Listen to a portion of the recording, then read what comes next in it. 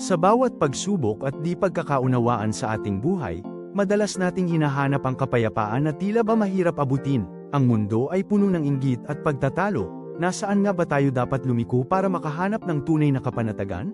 Ngunit sa gitna ng lahat ng gulo at pag-aalinlangan, mayroong isang katotohanan na bumubulong sa ating kaluluwa, isang pangako na nagbibigay lakas at pag-asa. Ito ang salita ng Diyos na nagpapaalala sa atin ng kanyang walang hanggang pagmamahal at presensya. Gaya ng nasusulat sa Genesis Kapitulo 31:5, ang Diyos ng aking Ama ay sumasa akin. Isang simple ngunit makapangyarihang pahayag na nagpapatunay na hindi tayo nag-iisa kailanman, na siya ay laging kasama natin sa bawat sandali ng ating buhay.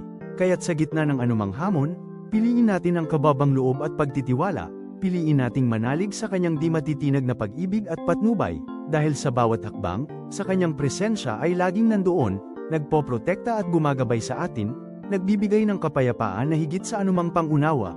Tandaan, hindi niya tayo kailanman iniiwan.